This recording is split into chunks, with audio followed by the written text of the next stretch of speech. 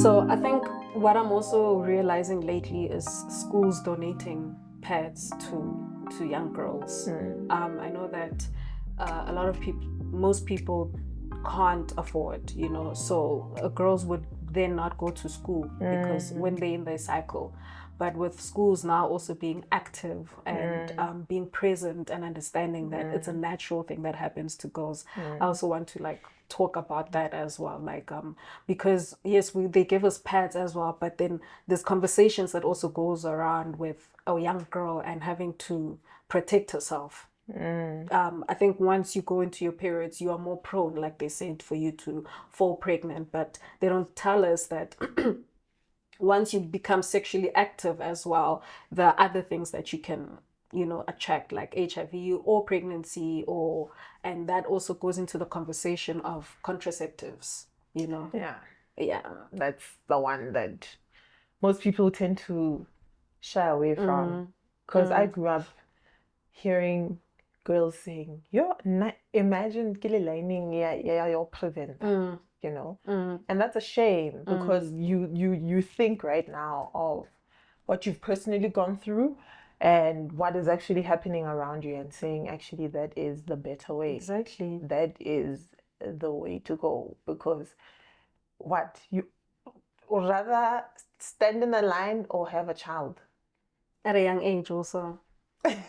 Because either way you are gonna, people will always talk. So if you are in a line, prevention, you'd rather that or a line, teenage pregnancy as well. And still have another stigma based on that. Yeah, and that is the problem for me, the stigma of contraceptives as a whole. They're gonna make you fat. I don't think all women or young girls are aware that there are actually different types of forms of contraceptives. There's your implant, there's your pills, there's an IUD, there's a patch as well. There's a patch. There's an injection. There's an injection. I think it's I grew up knowing that when you're on contraceptives, it changes your body, and we were like, I don't want to be fat and all that. But once you grow up and you learn different kinds of contraceptives, and it's not only based on pregnancy, it's just you taking care of yourself without relying on a guy that you don't even know, So I got my first contraceptive when I was like 19. And that, I think I also got my first one at the age of 19, and my mom was shocked. She's like, where do you get this from? Wow. And you're thinking in yourself, do you get what I'm saying? And why? Obviously. No, why? Obviously, don't make it awkward. Don't make it awkward. But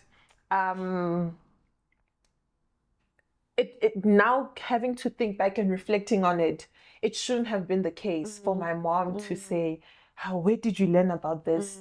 She should have been the one to teach me about it. Exactly. And say, I think you should go get this. I got it myself. As you become wiser and you learn, you're like, oh, okay, there's a way for me to prevent this from happening. Let me rather do this. Do you get what I'm saying? It shouldn't have been that way. And I realize another thing they tend to do is to put you on it without you knowing that you're on it. Some parents, I've heard a lot of stories of girls saying they will put on it without knowing that they're actually on contraceptives. Like how? Like pills? No, especially the vaccination, the injection. They'll be like, hey, no, you need to get an injection every 3 months for something. Like a flu or something. Yeah, and then you don't know, you find out later when you go, well, actually these people were injecting me. But is that allowed? As a minor, yes. If you're still a minor, yes, they can do that. But then it goes back to the conversation of how it's considered taboo, with the periods, with the contraceptives, it's considered taboo. And it's a natural thing, they've been through it. Our grandparents have also been through it. We are going through it. Our kids are also going to go through it. So the norm of how periods and contraceptives are treated is something that really needs to change. You know, it got me thinking. There's a show I once watched. I forgot the name. It spoke about, as a woman, knowing your body, like just knowing your body. And have you actually looked at your body, like from head to toe, like everywhere? Have you have you looked Inspect yes, yourself. because it talks about how we tend to let others tell us what our bodies are, or how they, you know, they talked about, have you actually looked at yourself down there? And they talked about women who, like, just finding your, just knowing your body for you, you know, because that in itself makes you more aware of what you feel like, what's for you, what's, you know, you are more present and aware of yourself than you would be without really, you know, if you really just go by, okay, I'm on my periods, I do this, I do this, I do this. Yeah. And yeah, I found it very interesting of especially when they talked about that, because when you think about it, most women don't even, you don't check yourself out. you know, you just like you just go about your day. yeah, I'm sure your partner even knows more about you than you actually do, which is something important as well. Yeah. But going back also to contraceptives, it is important because the teenage pregnancy rate in South Africa, that is a pandemic. Yeah, it's sad, and it's so sad because most of the time it happens in disadvantaged areas. Does that go with the lack of knowledge that they have? I believe so. I believe so. I feel, you know, I was actually kind of recently reading I'm reading Fela Kuti's biography. Okay. And he talks about sex because he's very sexually, I don't know, liberated. He speaks about, he married 27 women. Yeah. So, and he talks about sex, and it's just, guys, sex is life, guys. I don't know why we keep on putting borders to it and wanting to make it say, okay, some things I disagreed in when he said, like, some women are just ready to have sex, some are ready to have sex at 9, some are ready to, okay, no. But anyway, he just talks about how we have formed it as something so taboo that it is such an awkward thing that we cannot, he says, obviously let it happen in privacy, but we cannot make it so, like, box it so much. It's one of the things we were meant to do as humans. Is to have, it's one of the natural things that we have. And you know, it made me think of the young girls who participate in such, and the young boys, but hopefully young, who participate in such. When we get to puberty, for male and female, our sexual drive is up the roof. Of course. All we want to do is hump each other. Of course. All the time. Everyone, like, you want to experience. Yes, you want to experience that. And